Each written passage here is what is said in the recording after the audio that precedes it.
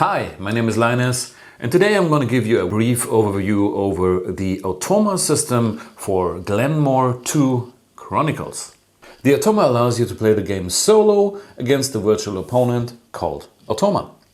The game is already set up for a two-player game. I'm blue, Automa is yellow, and we have the die, which is used as a regular dummy player in a two-player game. The Automa does not build a home territory. Instead, she has this player board where she places most of the tiles and stuff she gains, and it's also an overview of certain things she gains. Automa has a special trading tile which is placed on the top left spot of these trading tile spaces. Place one of her Scotsmen in this area. This is her home castle. Also shuffle these 4 priority tiles and place them in a random order on the board down here. Shuffle her action deck, discard 2 cards, and you're ready to go. Also note that there are 2 tracker meeples that are placed on the clan board. The blue one starts on McDonald space and the purple one on the Sinclair space. These colors do not refer to player colors. We talk about this in a second. Now let's say I took my turn, took this tile, refilled, and now it's Automa's turn. You draw the top card and look at it from top to bottom. The topmost section is about the clan board and the tracker meeple movement. If there are these 2 meeple icons, these 2 meeples move. The blue one moves along the blue fields, which are these, just downwards to the next field. The purple one moves along the purple fields down to the next one. And these marked fields she might place a clan marker on. The next section of the card is only used when you play with Chonicles, so we skip that for a second. And we look at the third section. The third section is all about the tile selection on the rondel. First you look at this icon. This is a seek distance icon on the left. It shows 5, which means she'll only consider the next 5 available tiles. Of these, she'll look for specific tiles. You go through these icons from left to right, top to bottom, which means if there'd be, in this case, a trade tile, she'll take it. 1, 2, 3, 4, 5. This is this one. If there wasn't a trade icon, she'd continue. This icon is for Chonicles only, so skip this for a second. She would have looked for material and animals next. If these don't lead to a result and you come across this icon, you refer to the 4 priority cards, which also have symbols on them, and you go through them from left to right. Automa never needs to play the cost for a tile. She simply just takes it without paying anything. Now what she does with the tile depends on the type of the tile. In case of a trade tile, it goes in the next empty spot in her trade row. She gains 1 stone and she immediately gains the victory points for a trade, which means 4 in this case. She does not spend any resources for it. Stone is kind of a universal resource for her. She'll use in the scoring rounds. When she takes an animal or material tile, let's say this one, it's placed to the side and she gains 2 more stone, which is noted here. When she takes a tile that gives her a Scotsman, also place it to the side and place 1 more Scotsman in this area. When she takes a tile that gives her a card, in this case a card and a Scotsman, she take another Scotsman and the matching card and place it face down on this space.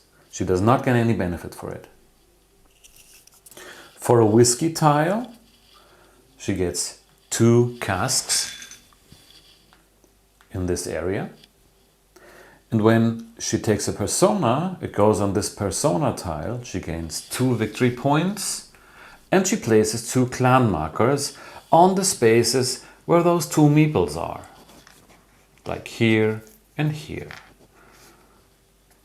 If there is already a clan marker, she'd move one space downwards and place her marker there.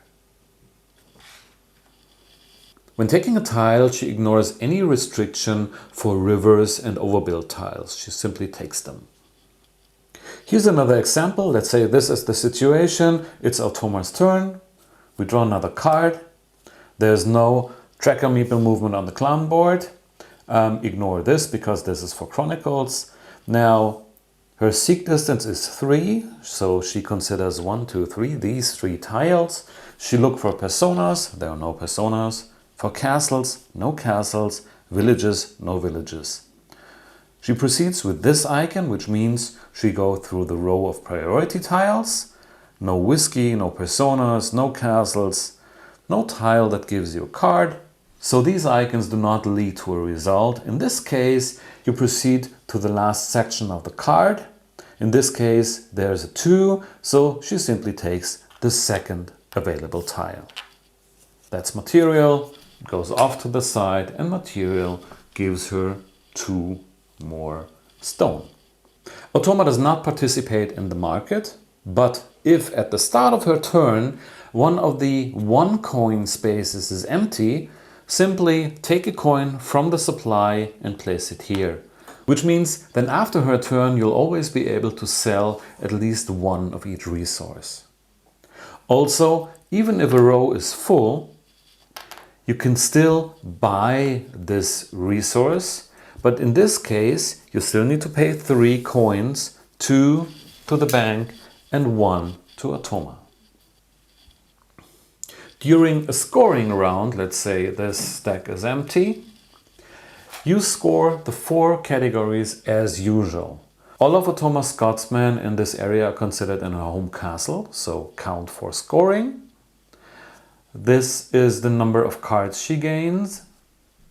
Then the number of whiskey casks and the number of persona tiles.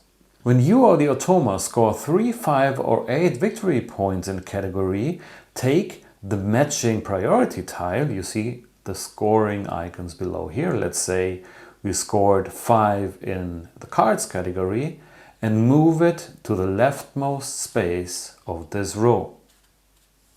When you score 1 or 2, the tile doesn't move. If you score 0 in any category, let's say we both have a persona tile, that's 0 for each of us, the tile moves to the rightmost spot. And this is how she shifts her priority. Then Automa scores her trading tiles from right to left. She looks at each trading option, starting with this one. 2 resources give 4 points. The type of resource does not matter.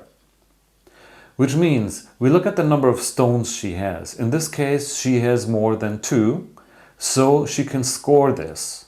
She gains 4 points and only removes 1 stone. Then we go to the next one, to the left. If she had 3 stones, she'd gain 8 points, but she doesn't have 3 stones. Next is 2 for 5. Again, the type of resources do not matter, it's only the amount of stones she has. She has 2 stones, she discards 1, gains 5 points. We go to the next trading tile. If she has at least 1 stone, she gains 2 points. She has 1 stone, discards it and gains another 2 points. This is how she simulates trading. Also, for each item she gained, which means Scotsman, cards, whiskey casks and persona tiles, she gains 1 additional point. 1, 2, 3, 4, 5, 6, 7. 6, 7. This is how the scoring round works, and off to the next round. At the end of the game, she would score 1 additional point for each stone that's left. Also at the end of the game, for territory size comparison, you count all of her tiles in this pile, plus the trading tiles she has here, but do not include persona tiles. This is her territory size. You can also add Chonicles when you play against the Automa. Each Chronicle has some additional rules for Automa, and most have one of these overview cards. I just chose the one for the Haggis scenario and placed it here. Now when you play with Chonicles and you draw a card, you need to consider the Chronicle section, the second one, first. In this case, there is a seek distance of 5 tiles, 1, 2, 3, 4, 5, and a shield with a 1. And this shield is also here, and it says she'll take a tile that gives her haggis. In this case, it's this tile. Now let's say this tile wasn't there. She'd skip this section because she couldn't find a tile. She'd go to the regular tile selection section with a seek distance of 3 in this case. And there's another icon for Chronicles, the one with a star, which says she'll look for a tile that gives her sheep, which would be this tile.